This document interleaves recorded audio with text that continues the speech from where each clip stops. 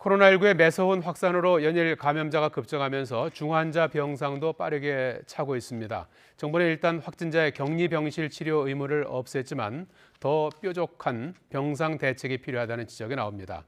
김지환 기자입니다. 하루 확진자 수가 연일 최고치를 기록하면서 의료 체계도 벼랑 끝으로 몰리고 있습니다. 현재 전국 중환자 병상 가동률은 61.9%. 매서운 확산세에 병상도 빠르게 차면서 일주일 새 5%포인트 넘게 늘었습니다. 가동률이 75%를 넘으면 위험, 80%를 넘으면 사실상 포화 상태로 보는데 비수도권은 이미 72% 정도로 위험 수준에 바짝 다가섰습니다. 정부가 앞으로 2주를 오미크론 정점 기간으로 본 만큼 병상 대란은 시간 문제라는 전망이 나옵니다. 의료 현장은 이미 중환자, 준중증, 일반 할 것 없이 병상 부족에 시달리고 있습니다.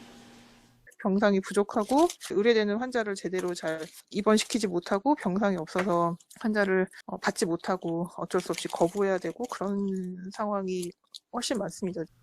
정부는 병상에 여유가 있다고 밝히면서도 효율적 운용을 위해 코로나 환자의 격리병실 치료 의무를 없앴습니다. 다른 질병으로 입원한 환자가 확진됐을 경우 기존 일반 병실에서 계속 치료받도록 한 겁니다. 지정된 코로나19 음압 병실에서만 오미크론 환자를 치료하는 시스템은 지속 가능하지도 않고 효과적이지도 않아서 반드시 일반 의료 체계로의 전환이 필요한 상황입니다. 전문가들은 오히려 같은 병실을 쓰는 환자가 다 같이 감염될 수도 있다며 현장 상황을 고려하지 않았다고 지적합니다. 확진자가 너무 많아지다 보니까 격리병상 운영만으로는 도무지 일반 환자들이랑 같이 이렇게 가능해지지가 않으니까 결국 격리로 따로 이렇게 떼어놨던 코로나19 환자들이 일반 병실로까지 넘어오게 되는 상황이 벌어지는 거죠. 추가 병상 확보에 더해 일반 환자, 기저질 환자, 그리고 중환자별 치료 대응책까지 마련하지 못한다면 지난해 12월 델타 유행 당시 겪었던 병상 대란이 재현될 수 있다는 우울한 전망이 나옵니다. YTN 김지환입니다.